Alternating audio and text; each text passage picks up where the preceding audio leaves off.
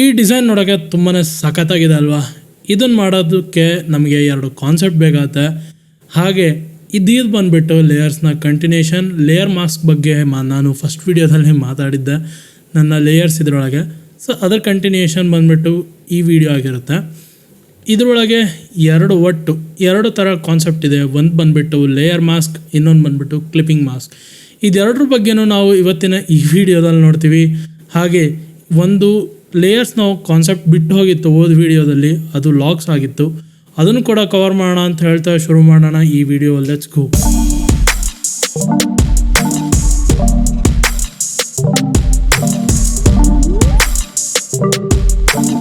ಈಗ ನಾವು ಮಾತಾಡೋಣ ಲೇಯರ್ಸ್ನ ಲಾಕ್ಸ್ ಬಗ್ಗೆ.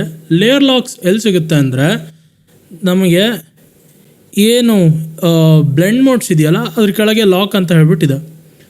ಫಸ್ಟು ಲಾಕ್ಸ್ ಅಂದರೆ ಏನಪ್ಪ? ಲಾಕ್ಸ್ ಅಂದರೆ ಸಿಂಪಲ್ ಲಾಕ್ಸ್ ಅಷ್ಟೇ. ಆದರೆ ಫೋಟೋಶಾಪಲ್ಲಿ ಲಾಕ್ಸ್ ಅಂದರೆ ತುಂಬಾ ಡಿಫ್ರೆಂಟ್ ಟೈಪ್ ಆಫ್ ಥಿಂಗ್ಸ್ ಇದೆ.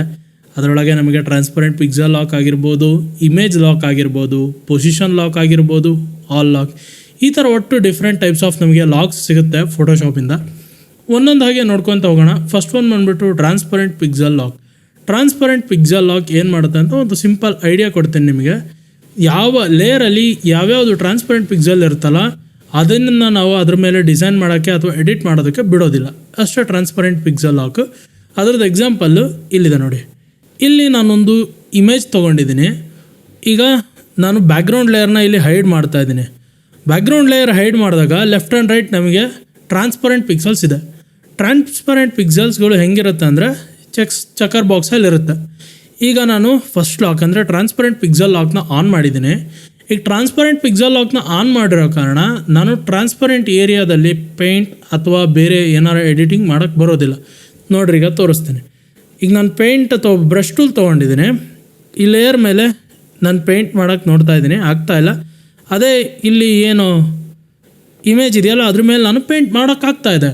ಆದರೆ ಅದೇ ಟ್ರಾನ್ಸ್ಪರೆಂಟ್ ಪಿಕ್ಸೆಲ್ಸ್ ಮೇಲೆ ನಾನು ಹೋದರೆ ಅದು ಆಗ್ತಾಯಿಲ್ಲ. ಯಾಕೆಂದರೆ ನಾವು ಟ್ರಾನ್ಸ್ಪರೆಂಟ್ ಪಿಕ್ಸೆಲ್ ಲಾಕ್ನ ಆನ್ ಮಾಡಿದ್ದೀವಿ. ಇಷ್ಟೇ ಟ್ರಾನ್ಸ್ಪರೆಂಟ್ ಪಿಕ್ಸೆಲ್ ಲಾಕ್ ಕಾನ್ಸೆಪ್ಟು.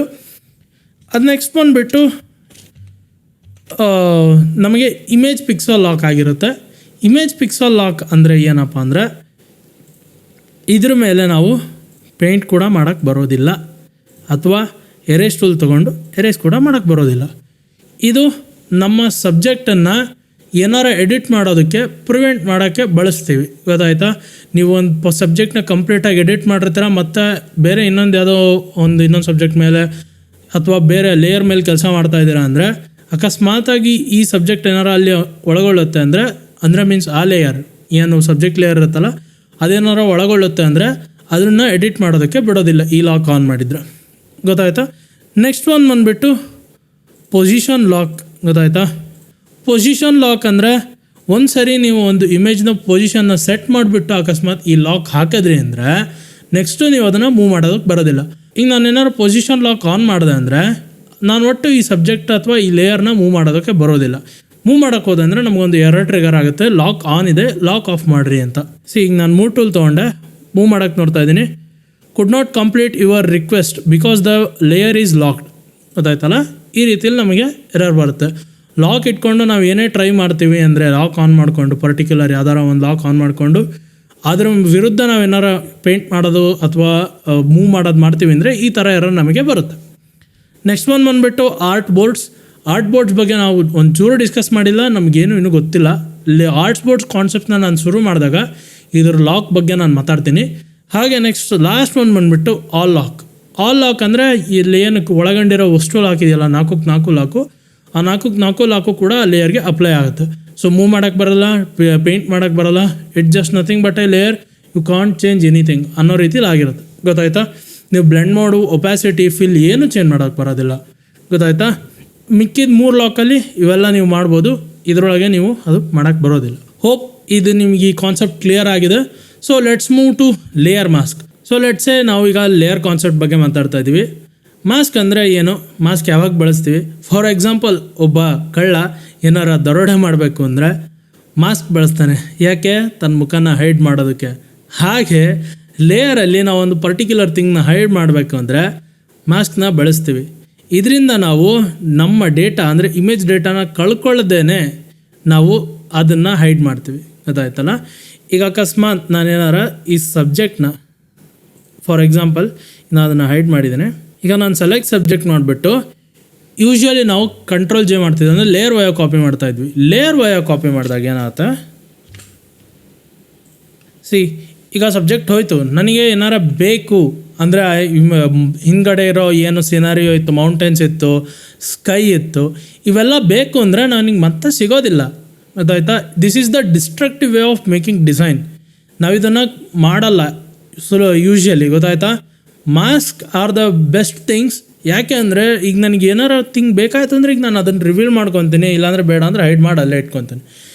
ಅಂಥ ಟೈಮಲ್ಲಿ ನಾವು ಏನು ಮಾಡ್ತೀವಿ ಅಂದರೆ ಈಗ ನನಗೀಗ ಸಬ್ಜೆಕ್ಟ್ ಹೊರಗೆ ಬರಬೇಕು ಅಂದರೆ ಈ ರೀತಿಯಲ್ಲಿ ನಾವು ಸೆಲೆಕ್ಟ್ ಮಾಡಿಕೊಂಡು ಮಾಸ್ಕ್ ಹಾಕೋನ್ ಮೇಲೆ ಕ್ಲಿಕ್ ಮಾಡ್ತೇವೆ. ಸೆಲೆಕ್ಷನ್ ಬಗ್ಗೆ ಹೇಳಿದ್ದೆ. ಸೆಲೆಕ್ಟ್ ಆ್ಯಕ್ಟಿವ್ ರೀಜನ್ ಯಾವಾಗಲೂ ನಮಗೆ ಪ್ರಯಾರಿಟೈಸ್ಡ್ ಆಗ್ತಾ ಇರುತ್ತೆ ಪ್ರತಿ ಸಲ ಸೆಲೆಕ್ಷನಲ್ಲಿ ಅಂತ ಹೇಳ್ಬಿಟ್ಟು. ಸೊ ಈಗ ನೋಡಿರಿ, ನಮಗದು ಮಾಸ್ಕ್ ಆಗಿ ಬಂದಿದೆ. ಏನು ಇಮೇಜಿನ ಕಂಟೆಂಟ್ಸ್ ಇದೆಯಲ್ಲ ಅವು ಯಾವ ಡಿಲೀಟ್ ಆಗಿಲ್ಲ, ಜಸ್ಟ್ ಹೈಡ್ ಆಗಿದೆ. ಅದು ನಮಗೆ ಹೆಂಗೆ ಗೊತ್ತಾಗುತ್ತೆ ಅಂದರೆ, ಈಗ ನಾನು ಒಂಚೂರು ತಮ್ಮನೆಲ್ಲ ನಿಮಗೆ ದೊಡ್ಡದು ಮಾಡಿ ತೋರಿಸ್ತೀನಿ. ಸಬ್ಜೆಕ್ಟ್ ನಾನು ಸೆಲೆಕ್ಟ್ ಮಾಡಿದ್ದೆ, ಅದು ಬಿಟ್ಟು ಮಿಕ್ಕಿದೆಲ್ಲ ಕಡೆ ಬ್ಲ್ಯಾಕ್ ಇದೆ. ಬ್ಲ್ಯಾಕ್ ಅಂದರೆ ಹೈಡ್ ಆಗಿದೆ ಅಂತ, ವೈಟ್ ಇದ್ದರೆ ಅನ್ಹೈಡ್ ಆಗಿದೆ ಅಂತ. ಗೊತ್ತಾಯ್ತಲ್ಲ.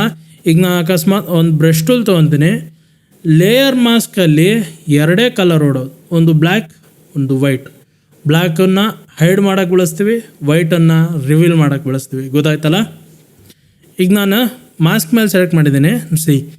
ಮಾಸ್ಕ್ ಮೇಲೆ ಈಗ ಸೆಲೆಕ್ಟ್ ಮಾಡಿದ್ದೀನಿ. ಇಫ್ ಐ ಪೇಂಟ್, ನಾನು ಬ್ರಷಸ್ ಈಗ ಸ್ವಲ್ಪ ದೊಡ್ಡದು ಮಾಡ್ಕೊತಾ ಇದ್ದೀನಿ. ನನಗೆ ಆ ಪಿಕ್ಸಲ್ಸ್ ವಾಪಸ್ ಬಂತು. ಇಲ್ಲಿ ಪೂರಾ ವೈಟ್ ಆಯಿತು. ಗೊತ್ತಾಯ್ತಲ್ಲ.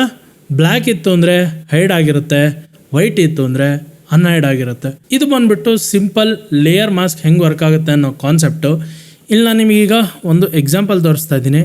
ಇಲ್ಲೊಂದು ಟೆಕ್ಸ್ಟ್ ಇದೆ, ನನಗೆ ಎನ್ ಮತ್ತು ಟಿನ ಹಿಂದಕ್ಕೆ ಕಳಿಸ್ಬೇಕು, ಸಬ್ಜೆಕ್ಟ್ ಹಿಂದಕ್ಕೆ.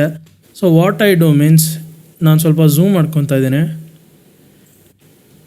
ಬ್ರಷ್ ಟೂಲ್ ತೊಗೊಂಡೆ, ಬ್ಲ್ಯಾಕ್ ಇಟ್ಕೊತಾ ಇದ್ದೀನಿ. ಕಲರ್ಸ್ ನಡುವೆ ಅಂದರೆ ಫೋರ್ಗ್ರೌಂಡ್ ಮತ್ತು ಬ್ಯಾಕ್ಗ್ರೌಂಡ್ ಕಲರ್ ನಡುವೆ ನೀವೇನಾರ ಸ್ವಿಚ್ ಆಗಬೇಕು ಅಂದರೆ ಎಕ್ಸ್ಪ್ರೆಸ್ ಮಾಡಿ. ನಾನೀಗ ಬ್ಲ್ಯಾಕ್ ತೊಗೊಂಡೆ. ಈಗ ನಾನು ಜಸ್ಟ್ ಫಸ್ಟು ಸಬ್ಜೆಕ್ಟಿಂದ ಅದನ್ನು ಹೊರಗೆ ತೊಗೊಂಡೋಗ್ತಾ ಇದ್ದೀನಿ. ಈಗ ನನಗೆ ಯಾವ್ಯಾವ ಪಾರ್ಟ್ ಬೇಕಾಗುತ್ತಲ್ಲ ಅದನ್ನು ವಾಪಸ್ ತರ್ತೀನಿ. ಸೊ ನಾನು ಫಾರ್ ದಟ್ ಸ್ವಲ್ಪ ಸಬ್ಜೆಕ್ಟ್ನ ಸೆಲೆಕ್ಟ್ ಮಾಡ್ಕೊತೀನಿ. And then control shift I ಮಾಡಿಕೊಂಡು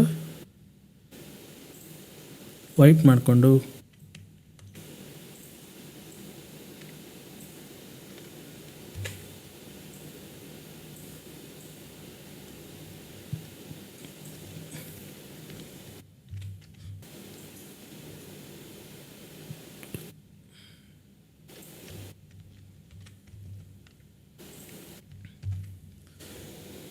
ಈಗ ನಾ ಆ ಟೆಕ್ಸ್ಟನ್ನು ವಿತೌಟ್ ಎನಿ ಸಬ್ಜೆಕ್ಟ್ ಸೆಲೆಕ್ಷನ್ ಮಾಡಿಕೊಂಡು ಅದ್ರ ಕಾಪಿ ತೊಗೊಂಡು ಹಿಂದೆ ಮುಂದೆ ಮಾಡ್ದಲೆ ಏನು ಮಾಡ್ದಲೆ ಸಿಂಪಲಾಗಿ ಲೇಯರ್ ಮಾಸ್ಕ್ ಬಳಸಿ ಟೆಕ್ಸ್ಟನ್ನು ಸಬ್ಜೆಕ್ಟ್ ಹಿಂದ್ಗಡೆಗೆ ನಾನು ಇಟ್ಟಿದ್ದೀನಿ. ಗೊತ್ತಾಯ್ತಲ್ಲ. ಇದು ಬಂದುಬಿಟ್ಟು ಲೇಯರ್ ಮಾಸ್ಕ್. ಲೇಯರ್ ಮಾಸ್ಕಲ್ಲಿ ಕೆಲವಾರು ಥಿಂಗ್ಸ್ಗಳಿದ್ದಾವೆ, ಅದ್ರ ಬಗ್ಗೆ ಡಿಸ್ಕಸ್ ಮಾಡೋಣ. ನೀವು ಯಾವಾಗಾರ ಮಾಸ್ಕ್ ಮೇಲೆ ಕೆಲಸ ಮಾಡ್ಬೇಕಾದ್ರೆ ಕಂಟ್ರೋಲ್ ಐ ಪ್ರೆಸ್ ಮಾಡಬೇಡ್ರಿ. ಅಕಸ್ಮಾತ್ ಕಂಟ್ರೋಲ್ ಐ ಪ್ರೆಸ್ ಮಾಡಿದ್ರೆ ಮಾಸ್ಕ್ ಇನ್ವರ್ಟ್ ಆಗುತ್ತೆ. ಅಂದರೆ ಬ್ಲ್ಯಾಕ್ ಇದ್ದಿದ್ದು ವೈಟ್ ಆಗುತ್ತೆ, ವೈಟ್ ಇದ್ದಿದ್ದು ಬ್ಲ್ಯಾಕ್ ಆಗುತ್ತೆ. ನೀವೇನು ಅನ್ಹೈಡ್ ಮಾಡಬೇಕು ಅಂದ್ಕೊಂಡಿರ್ತೀರಲ್ಲ ಅದು ಹೈಡ್ ಆಗುತ್ತೆ, ಏನು ಹೈಡ್ ಮಾಡಬೇಕು ಅಂದ್ಕೊಂಡಿರ್ತೀರಲ್ಲ ಅದು ಅನ್ಹೈಡ್ ಆಗುತ್ತೆ. ಈಗ ನಾವು ನೋಡೋಣ ಮಾಸ್ಕ್ನ ಪ್ರಾಪರ್ಟೀಸ್ ಬಗ್ಗೆ. ಒಟ್ಟು ನಮಗೆ ಮಾಸ್ಕಲ್ಲಿ 2 ಥರ ಪ್ರಾಪರ್ಟೀಸ್ ಸಿಗುತ್ತೆ. ಫಸ್ಟ್ ಒನ್ ಬಂದುಬಿಟ್ಟು ಡೆನ್ಸಿಟಿ, ಸೆಕೆಂಡ್ ಒನ್ ಬಂದುಬಿಟ್ಟು ಫೆದರ್. ಫಸ್ಟು ನಾವು ಫೆದರ್ ಬಗ್ಗೆ ನೋಡೋಣ, ಯಾಕೆಂದರೆ ನೀವು ಆಗಲೇ ಫೆದರ್ ಬಗ್ಗೆ ಸ್ವಲ್ಪ ಫೆಮಿಲಿಯರ್ ಇದ್ದೀರಾ, ಹಾಗಾಗಿ ನಾವು ಫೆದರ್ ಬಗ್ಗೆ ನೋಡೋಣ. ಈಗ ನಾವು ಈ ಡಿಸೈನ್ಗೆ ವಿನಿಯೇಟ್ನ ಆ್ಯಡ್ ಮಾಡೋಣ. ವಿನಿಯೇಟ್ ಅನ್ನೋದು ನಿಮಗೆ ಗೊತ್ತೇ ಇದೆ ಏನು ಮಾಡುತ್ತೆ ಅಂತ. ಸೊ ನಾವೀಗ ಒಂದು ವಿನಿಯೇಟ್ ಆ್ಯಡ್ ಮಾಡೋಣ. ಈಗ ನಾನೊಂದು ಅಡ್ಜಸ್ಟ್ಮೆಂಟ್ ಲೇಯರ್ ಆ್ಯಡ್ ಮಾಡ್ಕೊತಾ ಇದ್ದೀನಿ ಕರ್ವ್ಸಿಂದು. ಸೊ ಕರ್ವ್ಸ್ನ ಆ್ಯಡ್ ಮಾಡಿಕೊಂಡು ಈಗ ನಾನು ನಿಮಗೆ ಕರ್ವ್ಸ್ ಬಗ್ಗೆ ಸ್ವಲ್ಪ ಸಿಂಪಲಾಗಿ ಹೇಳ್ತೀನಿ. ಕರ್ವ್ಸಿನ ರೈಟ್ ಸೈಡಲ್ಲಿ ನಮಗೆ ಬ್ರೈಟರ್ ಪಿಕ್ಸಲ್ಸ್ನ ಹ್ಯಾಂಡಲ್ ಮಾಡೋಕ್ಕೆ ಸಿಗುತ್ತೆ, ಲೆಫ್ಟ್ ಸೈಡಲ್ಲಿ ಡಾರ್ಕರ್ ಪಿಕ್ಸಲ್ಸ್ನ ಹ್ಯಾಂಡಲ್ ಮಾಡೋದಕ್ಕೆ ಸಿಗುತ್ತೆ. ಗೊತ್ತಾಯ್ತಾ. ಈಗ ನಾವೊಂದು ವಿನಿಯೇಟ್ನ ಕ್ರಿಯೇಟ್ ಮಾಡೋಣ. ಈಗ ನಾನೊಂದು ಹಾರ್ಡ್ ಬ್ರಷ್ ತೊಗೊಂಡು ಇದ್ರ ಮೇಲೆ ಸಿಂಪಲಾಗಿ ಕ್ಲಿಕ್ ಮಾಡ್ಕೊತಾ ಇದ್ದೀನಿ. ಹೇಗೆ ನಾವು ಸೆಲೆಕ್ಷನ್ಸ್ನ ಶೇಪ್ಗಳನ್ನ ಚೇಂಜ್ ಮಾಡ್ಬೋದಾಗಿತ್ತೋ ಹಾಗೆ ಇದ್ರ ಶೇಪ್ ಕೂಡ ಚೇಂಜ್ ಮಾಡ್ಬೋದು ಟ್ರಾನ್ಸ್ಫಾರ್ಮ್ ಕಂಟ್ರೋಲ್ಸಿಂದ. ನನಗೆ ಕಂಟ್ರೋಲ್ ಟಿ ಒತ್ಕೊಂಡು ಇದ್ರ ಶೇಪ್ನ ಚೇಂಜ್ ಮಾಡ್ತಾಯಿದ್ದೀನಿ ಶಿಫ್ಟ್ ಹೊತ್ಕೊಂಡು, ಸೊ ದಟ್ ಅದು ರೇಷಿಯೋ ವೈಸ್ ನನಗೆ ಚೇಂಜ್ ಆಗೋದು ಬೇಡ. ಸೊ ಹಾಗೆ ನಾನು ಸ್ವಲ್ಪ ಮಾಸ್ಕ್ನ ಇನ್ಕ್ರೀಸ್ ಮಾಡ್ಕೊತಾ ಇದ್ದೀನಿ. ಲೆಟ್ಸ್ ಇಷ್ಟು ಸಾಕಾಗುತ್ತಾ. ಈಗ ನಾ ಏನು ಮಾಡ್ತೀನಿ, ಮಾಸ್ಕ್ ಪ್ರಾಪರ್ಟೀಸ್ಗೆ ಹೋಗ್ಬಿಟ್ಟು ಫೆದರ್ ಇನ್ಕ್ರೀಸ್ ಮಾಡ್ತೇನೆ. ಅರೌಂಡ್ ಒಂದು 600 to 700 ಫೆದರ್ನ ನಾನು ಇಟ್ಕೊತೀನಿ. ಸೊ ಇಟ್ ಈಸ್ 670 ಇಟ್ಕೊತೀನಿ ನಾನೀಗ ಫೆದರ್. ಆ್ಯಂಡ್ ನಾನು ಸ್ವಲ್ಪ ಕಾಂಟ್ರಾಸ್ಟ್ನ ಕಮ್ಮಿ ಮಾಡ್ತಾಯಿದ್ದೀನಿ.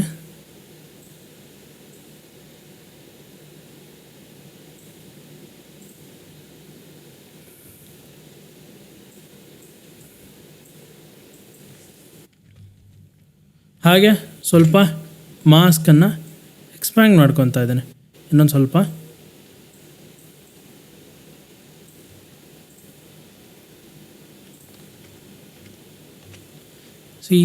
ಸ್ವಲ್ಪ ಡಿಕ್ರೀಸ್ ಮಾಡ್ತಾ ಇದ್ದೇನೆ.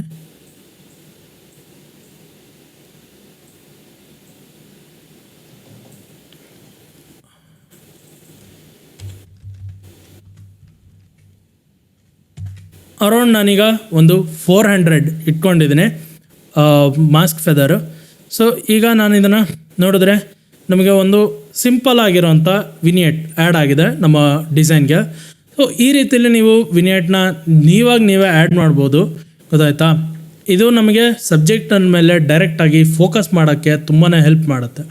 ಈ ಥರ ವಿನಿಯೇಟ್ ಡಿಸೈನ್ಸ್ ನಾವು ಮಾಡಿದಾಗ ಯಾವುದ್ರ ಮೇಲಾರ ಕಂಪ್ಲೀಟಾಗಿ ನೀವು ಹೈಲೈಷನ್ ಮಾಡಬೇಕು ಅಂತ ಇದ್ದಾಗ ಈ ರೀತಿಯಲ್ಲಿ ನಾವು ಮಾಸ್ಕ್ ಬಳಸ್ಕೊಂಡು ಮಾಡ್ಬೋದು. ಈಗ ನಾವು ನೋಡೋಣ ಲೇಯರ್ ಮಾಸ್ಕ್ನ ಇನ್ನೊಂದು ಪ್ರಾಪರ್ಟಿ, ಅದು ಬಂದುಬಿಟ್ಟು ಡೆನ್ಸಿಟಿ. ಇಲ್ಲಿ ನಾನೊಂದು ಇಮೇಜ್ನ ಇಂಪೋರ್ಟ್ ಮಾಡ್ಕೊಂಡಿದ್ದೀನಿ. ಈಗ ನಾನು ಈ ಫೋಟೋನ ಡ್ರೀಮಿ ಲುಕ್ ಟೈಪ್ ಆಗಿ ಒಂದು ಸ್ವಲ್ಪ ಕನ್ವರ್ಟ್ ಮಾಡ್ಕೊಳ್ತಾ ಇದ್ದೀನಿ, ಸೊ ದ್ಯಾಟ್ ನಮಗೆ ಇದು ಚೆನ್ನಾಗಿ ಕಾಣಲಿ ಅಂತ ಹೇಳ್ಬಿಟ್ಟು ನಾನು ಇದನ್ನು ಚೂಸ್ ಮಾಡ್ತಾಯಿದ್ದೀನಿ. ಸೊ ಈಗ ನನಗೆ ಇದು ಬರೀ ಸಬ್ಜೆಕ್ಟಿಗೆ ಮಾತ್ರ ಮಾಸ್ಕ್ ಅಪ್ಲೈ ಆಗಬೇಕು, ನನಗೆ ಬ್ಯಾಕ್ಗ್ರೌಂಡಿಗೆ ಬೇಡ ಅಂದರೆ ನನಗೇನು ಮಾಡ್ತೇನೆ ಅಂದರೆ ಬ್ಯಾಕ್ಗ್ರೌಂಡಿಗೆ ಹೋಗ್ಬಿಟ್ಟು ಸೆಲೆಕ್ಟ್ ಸಬ್ಜೆಕ್ಟ್ ಮಾಡ್ಕೊತೇನೆ, ಕಂಟ್ರೋಲ್ ಶಿಫ್ಟ್ ಐ ಮಾಡಿಕೊಂಡು ಇಲ್ಲಿ ನಮಗೆ ಏನು ಮಾಸ್ಕ್ ಇದೆಯಲ್ಲ ಮಾಸ್ಕ್ ಹತ್ರ ಹೋಗ್ಬಿಟ್ಟು ಫೋರ್ಗ್ರೌಂಡ್ ಕಲರ್ನ ಬ್ಲ್ಯಾಕ್ ತೊಗೊಂಡು ಆಲ್ಟ್ ಬ್ಯಾಕ್ ಸ್ಪೇಸ್ ಒತ್ತಾ ಇದ್ದೀನಿ. ಈಗ ನಮಗದು ಬರೀ ನಮ್ಮ ಸಬ್ಜೆಕ್ಟಿಗೆ ಮಾತ್ರ ಅಪ್ಲೈ ಆಗಿದೆ. ಬಟ್ ಈ ಥರ ಮಾಸ್ಕ್ ಅಪ್ಲೈ ಮಾಡೋದು ಒಂದು ರೀತಿಲಿ ತುಂಬಾ ನಮಗೆ ಟೈಮ್ ಹಿಡಿಯುತ್ತೆ. ಅಂಥ ಟೈಮಲ್ಲಿ ನಾವೇನು ಮಾಡ್ತೀವಿ ಅಂದರೆ, ಈಗ ನಾನು ಬ್ಯಾಕ್ ಹೋಗ್ತಾ ಇದ್ದೀನಿ, ಫಸ್ಟಿಗೆ ನಾನು ಸಬ್ಜೆಕ್ಟ್ನ ಸೆಲೆಕ್ಟ್ ಮಾಡ್ಕೊತಾ ಇದ್ದೀನಿ. ಆಮೇಲೆ ಕಲರ್ ಲುಕಪ್ಪಿಗೆ ಹೋಗ್ಬಿಟ್ಟು ಲುಕಪ್ ಮೇಲೆ ಕ್ಲಿಕ್ ಮಾಡ್ತೀನಿ. ಮಾಸ್ಕ್ಗೆ ಡೈರೆಕ್ಟಾಗಿ ಅಪ್ಲೈ ಆಗೇ ಬಂದಿದೆ. ಈಗ ನಾನು ಮತ್ತೆ ಅದನ್ನೇ ಚೂಸ್ ಮಾಡ್ತೀನಿ.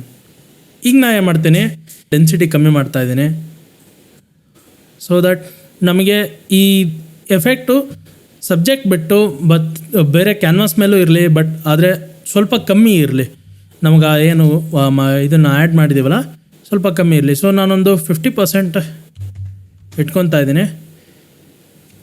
ಸಬ್ಜೆಕ್ಟ್ ಬಿಟ್ಟು ಮಿಕ್ಕಿದ ಕ್ಯಾನ್ವಾಸ್ ಎಲ್ಲ ಕಡೆಗೂ ಮಿನಿಮಲ್ ಆಗಿಕೂ ನಮಗೆ ಅಪ್ಲೈ ಆಗಿದೆ. ಇದು ಬಂದುಬಿಟ್ಟು ಲೇಯರ್ ಮಾಸ್ಕ್ನ ಡೆನ್ಸಿಟಿ ಆಗಿರುತ್ತೆ, ಗೊತ್ತಾಯ್ತಾ. ನೆಕ್ಸ್ಟ್ ಬಂದುಬಿಟ್ಟು ನಮಗೆ ನಾನು ಈ ಇಮೇಜ್ಗೆ ಒಂದು ಗ್ರೇನ್ ಆ್ಯಡ್ ಮಾಡ್ತಾಯಿದ್ದೀನಿ. ಸೊ ಗ್ರೇನ್ ಆ್ಯಡ್ ಮಾಡೋದಕ್ಕೆ ನಾನೊಂದು ಲೇಯರ್ ತೊಗೊತಾ ಇದ್ದೀನಿ, ಓವರ್ಲೈ ಕೊಟ್ಕೊಂಡು ಫಿಲ್ ವಿತ್ ಗ್ರೇ. ಈಗ ನಾ ಇದಕ್ಕೆ ಫಿಲ್ಟರ್ಗೆ ಹೋಗ್ಬಿಟ್ಟು ನಾಯ್ಸ್ನ ಆ್ಯಡ್ ಮಾಡ್ತಾಯಿದ್ದೀನಿ. ಸೊ ಫಸ್ಟು ಸ್ಮಾರ್ಟ್ ಆಬ್ಜೆಕ್ಟಿಗೆ ಕನ್ವರ್ಟ್ ಮಾಡ್ಕೊಳ್ರಿ. ಹೇಳಿದ್ದೆ ಹೋದ ವೀಡಿಯೋದಲ್ಲಿ ಏನಾಗುತ್ತೆ ಸ್ಮಾರ್ಟ್ ಆಬ್ಜೆಕ್ಟಿಗೆ ನಾವು ಕನ್ವರ್ಟ್ ಮಾಡೋ ಕಾರಣ. ಸೊ ಈಗ ನಾನು ನಾಯ್ಸ್ನ ಕೊಟ್ಕೊತಾ ಇದ್ದೀನಿ.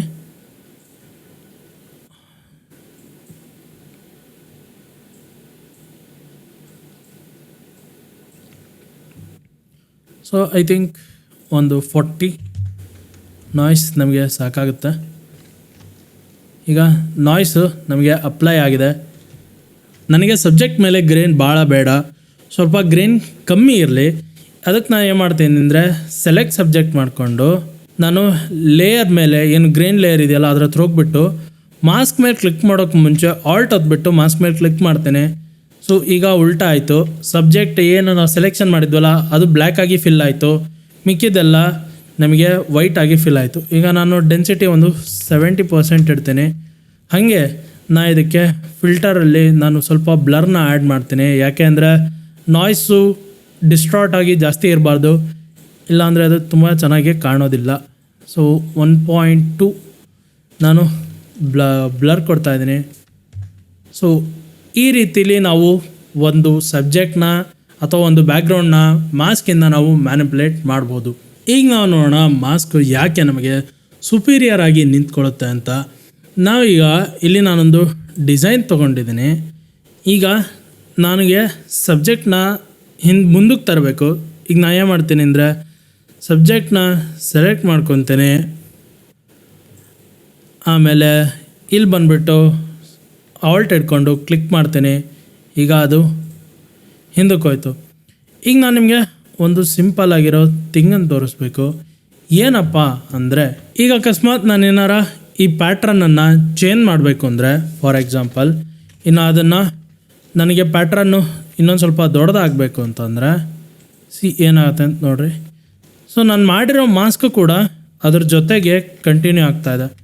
ನನಗೆ ಅದು ಆಗೋದು ಬೇಡ. ಅಂಥ ಟೈಮಲ್ಲಿ ನಾನು ಏನು ಮಾಡ್ತೇನೆ ಅಂದರೆ ಇಲ್ಲೊಂದು ಲಿಂಕ್ ಕಾಣ್ತಿರ್ಬೋದು, ಅದ್ರ ಮೇಲೆ ಕ್ಲಿಕ್ ಮಾಡ್ತೀನಿ. ಈಗ ಅದು ಅನ್ಲಿಂಕ್ ಆಯಿತು.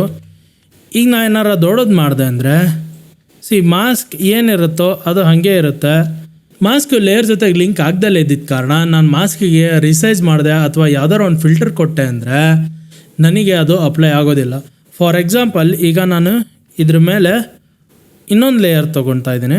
ನಾನೊಂದು ಬ್ರಷ್ ಟೂಲ್ ತೊಗೊಂಡು ಈಗ ನಾನು ಬ್ಲ್ಯಾಕಿಂದ ಪೇಂಟ್ ಮಾಡ್ತಾಯಿದ್ದೀನಿ. Let's okay. ಈಗ ನಾನು ಮಾಸ್ಕನ್ನು ಅಪ್ಲೈ ಮಾಡಿದ್ದೀನಿ. ಹಾಗೆ ಇದರ ಅರ್ಧ ನಾನು ಇದರಿಂದ ಎರೇಸ್ ಮಾಡ್ತೀನಿ. ಓಕೆ, ಬ್ಲ್ಯಾಕ್ ಇಟ್ಕೊಂಡು ನಾನು ಈ ಅರ್ಧನ ಎರೇಸ್ ಮಾಡಿದ್ದೀನಿ. ಇನ್ನು ಇದಕ್ಕೆ ಬ್ಲರ್ ಕೊಡ್ತಾಯಿದ್ದೀನಿ. Blur, Gaussian blur. ಈಗ ಅರೌಂಡ್ ನಾನೊಂದು 100 ಪಿಕ್ಸಲ್ಸ್ ಕೊಟ್ಟೆ. ಈಗ ನನಗೆ ಅದು ಮಾಸ್ಕ್ ಮೇಲೂ ಕೂಡ ಬ್ಲರ್ನ ಆ್ಯಡ್ ಮಾಡಿದೆ.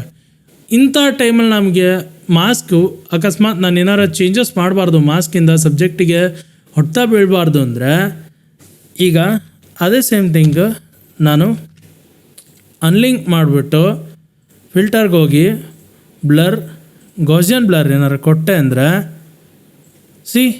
ನನಗೆ ಮಾಸ್ಕಿಗೆ ಏನೂ ಎಫೆಕ್ಟ್ ಆಗಿಲ್ಲ.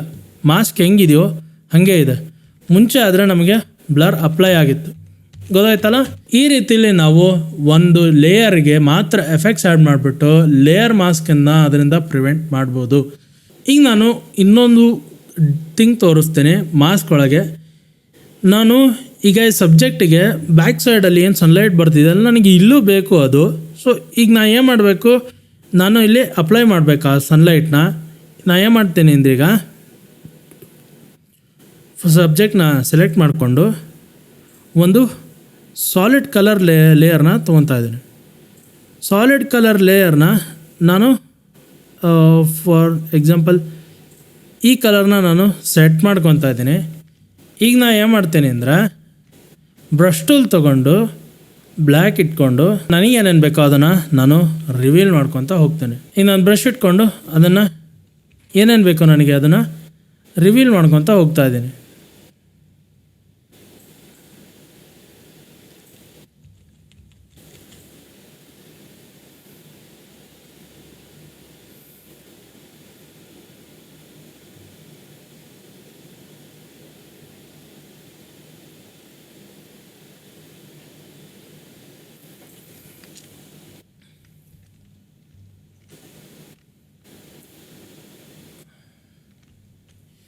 ಈ ರೀತಿಲಿ ನಾನು ಅಪ್ಲೈ ಮಾಡಿದೆ.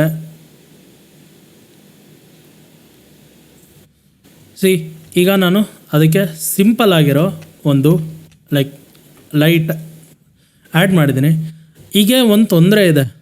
ಅಕಸ್ಮಾತ್ ನನಗೀಗ ವಾಪಸ್ ಏನಾರ ಬೇಕು ಮತ್ತೆ ನಾನು ಆ್ಯಡ್ ಮಾಡಬೇಕು ಅಂದರೆ ನನ್ನ ಮಾಸ್ಕು ನನ್ನ ಮಾಸ್ಕ್ ಈಗ ಹೋಯಿತು. ಈಗ ನಾನು ಅದನ್ನು ಮತ್ತೆ ಚೇಂಜ್ ಮಾಡೋದಕ್ಕೆ ಬರೋದಿಲ್ಲ, ಗೊತ್ತಾಯ್ತಲ್ಲ. ಅಂಥ ಟೈಮಲ್ಲಿ ಈ ರೀತಿಲಿ ನಾವೇನಾರು ಅಪ್ಲೈ ಮಾಡಬೇಕು ಏನಾರು ಶೇಡ್ಸ್ನ ಥಿಂಗ್ಸ್ನ ಅಂದರೆ ನಾವೇನು ಮಾಡ್ತೀವಿ, ಸೊ ಇದು ಹೆಂಗಿತ್ತೋ ಹಾಗೆ ಇಟ್ಕೊತೀವಿ. ನಾವೇನು ಮಾಡ್ತೀವಿ, Ctrl+G ಹೊತ್ಕೊಂಡು ಗ್ರೂಪ್ ಮಾಡಿಕೊಂಡು ಇದನ್ನು ಆಲ್ಟ್ ಹೊತ್ಬಿಟ್ಟು ಇದರದ್ದೇನು ಮಾಸ್ಕ್ ಇದೆಯಲ್ಲ ನಾವು ಗ್ರೂಪಿಗೆ ಅಪ್ಲೈ ಮಾಡ್ತೀವಿ. ಗ್ರೂಪಿಗೆ ಅಪ್ಲೈ ಮಾಡಿಕೊಂಡು ನಾನೀಗೇನಾರ ಚೇಂಜಸ್ ಮಾಡಿದೆ ಅಂದರೆ ಈಗ ನಾನು ಚೇಂಜಸ್ ಮಾಡಿದೆ. ಈಗ ನಾನು ಅದನ್ನು ಸಿಂಪ್ಲಿ ಸಾಫ್ಟ್ ಲೈಟಿಗೆ ಇಟ್ಟಿದ್ದೀನಿ. ಮತ್ತು ಅಗೇನ್ ಎಷ್ಟು ಕ್ಲೀನಾಗಿ ಅದು ನನಗೆ ಅಪ್ಲೈ ಆಯಿತು. ಈಗ ನನಗೆ ನನ್ನ ಸಬ್ಜೆಕ್ಟ್ ಮಾಸ್ಕ್ ಕೂಡ ಇದೆ, ಹಾಗೆ ನನಗೆ ಏನು ಎಫೆಕ್ಟ್ ಬೇಕಾಗಿತ್ತಲ್ಲ ಅದು ಕೂಡ ಅಪ್ಲೈ ಆಗಿದೆ. ಕೆಲವೊಂದು ಸರಿ ನಮಗೆ ಅದರ ಒಂದು ಎಫೆಕ್ಟ್ನ ನಾವು ಅಪ್ಲೈ ಮಾಡಬೇಕು ಅಂದರೆ ನಾವು ಯೂಶಲಿ ಕೆಲವೊಂದು ಸರಿ ಗ್ರೂಪಿಂದ ಯೂಸ್ ಮಾಡಿಕೊಂಡು ಅಪ್ಲೈ ಮಾಡ್ತೀವಿ. ಯಾಕೆ ಅಂದರೆ ಸಬ್ಜೆಕ್ಟ್ ಮಾಸ್ಕು ನಾವು ಬ್ಯಾಕ್ಗ್ರೌಂಡಿಂದ ಹೊರಗೆ ಮಾಡಿರೋದು ಕೆಲವೊಂದು ಸರಿ ಬೇಕಾಗ್ತಾ ಇರುತ್ತೆ, ಗೊತ್ತಾಯ್ತಾ. ಅಂಥ ಟೈಮಲ್ಲಿ ನಾವು ಈ ರೀತಿಯಲ್ಲಿ ಮಾಡ್ಬೋದು. ಸಿಂಗಲ್ ಲೇಯರಿಂದನೂ ನಾವು ಗ್ರೂಪ್ ಕ್ರಿಯೇಟ್ ಮಾಡ್ಬೋದು, ಅದರಿಂದ ನಮಗೇನು ತೊಂದರೆ ಆಗೋದಿಲ್ಲ. ಇದು ಬಂದುಬಿಟ್ಟು ಡಬಲ್ ಮಾಸ್ಕಿಂಗ್ ಕಾನ್ಸೆಪ್ಟ್ ಆಗಿರುತ್ತೆ. ಇದು ನಿಮಗೆ ಹೇಗೆ ಅನಿಸ್ತು ಅನ್ನೋದನ್ನು ಹೋಗಿ ಕಮೆಂಟ್ ಸೆಕ್ಷನಲ್ಲಿ ತಿಳಿಸ್ರಿ. ಈಗ ನಾವು ಫೈನಲಿ ಟೈಮ್ ಬಂತು, ನಾವು ಏನು ಡಿಸೈನ್ ನೋಡಿದ್ವಲ್ಲ ಸ್ಟಾರ್ಟಿಂಗಲ್ಲಿ ಅದನ್ನು ಮಾಡೋವಂಥ ಟೈಮ್ ಬಂತು ಈಗ. So let's create a canvas of 1080x1080 pixel. ಈಗ ನಾನೊಂದು ಕ್ಯಾನ್ವಾಸ್ನ ರೆಡಿ ಮಾಡ್ಕೊಂಡಿದ್ದೀನಿ. ಹಾಗೆ ಆ ಇಮೇಜನ್ನು ನಾನೀಗ ಇಂಪೋರ್ಟ್ ಮಾಡ್ಕೊತಾ ಇದ್ದೀನಿ.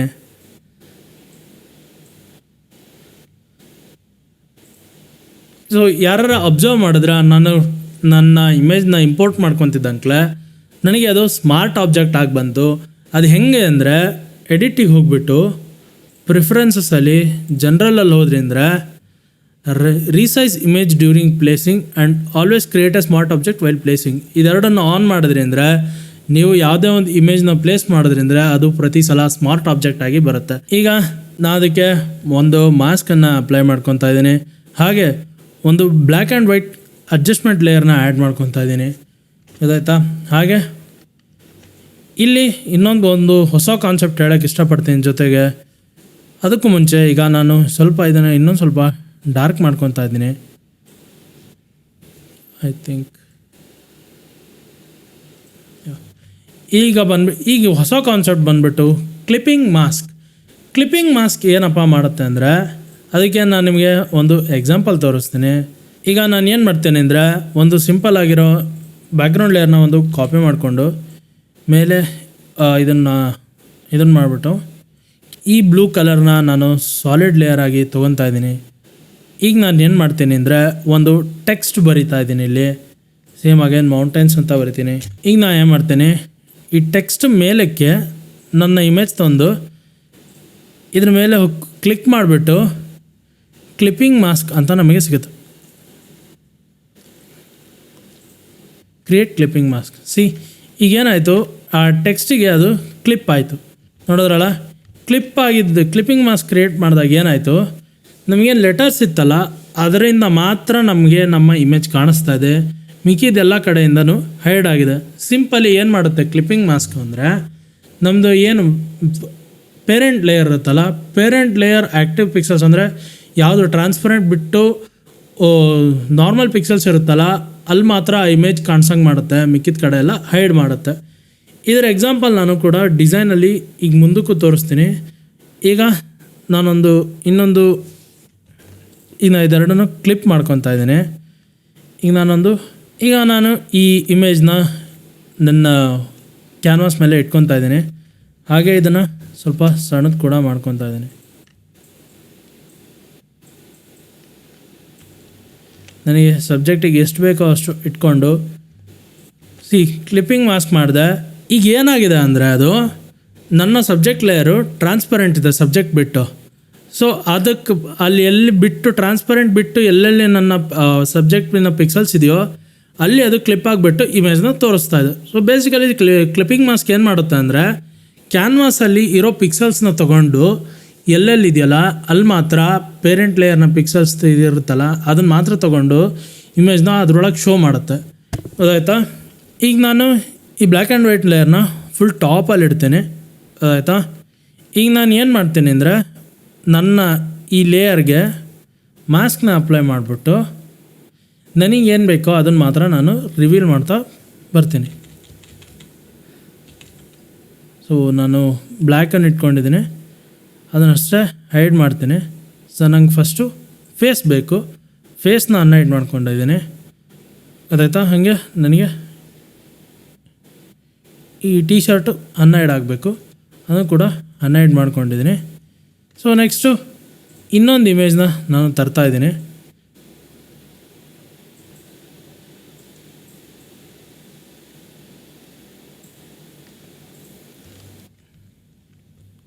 ಈಗ ನಾನು ಇಮೇಜ್ನ ರಿಸೈಸ್ ಮಾಡ್ಕೊಂಡಿದ್ದೀನಿ. ರಿಸೈಸ್ ಮಾಡ್ಕೊಂಡ್ಮೇಲೆ ನನಗೆ ಮತ್ತೆ ಫೇಸ್ ಹತ್ರ ನನಗೆ ಈಗ ನಾನು ಈ ಮಾಸ್ಕಲ್ಲೂ ಕೂಡ ಫೇಸ್ನ ರಿವೀಲ್ ಮಾಡ್ಕೊತಾ ಇದ್ದೀನಿ. ಹಾಗೆ ಟಿ ಶರ್ಟ್ ಎಡ್ಜಸ್ ಮಾತ್ರ ನಾನು ಇಲ್ಲಿ ರಿವೀಲ್ ಮಾಡ್ಕೊತಾ ಇದ್ದೀನಿ.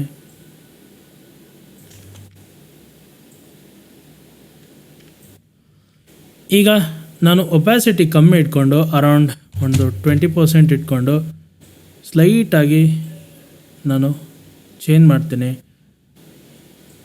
ಹಾಗೆ ಒಂದು ಲೈಟಾಗಿ ಮಾಸ್ಕಲ್ಲಿ ನನಗೆ ಸ್ವಲ್ಪ ಇದು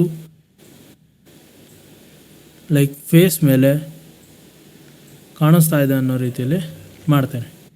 ಈಗ ನಾನು ಇನ್ನೊಂದು ಲೆವೆಲ್ಸ್ನ ನಾನು ಆ ಲೆವೆಲ್ಸ್ನ ಸ್ವಲ್ಪ ಮೇಲೆ ತರ್ತೀನಿ. ಅದೇ ರೀತಿಲಿ ನಮಗೆ ಡಿಸೈನ್ ರೆಡಿ ಆಯಿತು. ಈ ವಿಡಿಯೋ ಏನು ಅನಿಸ್ತು ಅಂತ ಹೇಳ್ಬಿಟ್ಟು ಕಾಮೆಂಟ್ ಸೆಕ್ಷನಲ್ಲಿ ತಿಳಿಸ್ರಿ. ಸಿಗೋಣ ಮತ್ತೆ ಮುಂದಿನ ವಿಡಿಯೋದಲ್ಲಿ. ಅಲ್ಲಿವರೆಗೂ ಎಲ್ರಿಗೂ ಗುಡ್ ಬೈ, ಹಾಗೆ ಜೈ ಶ್ರೀರಾಮ್.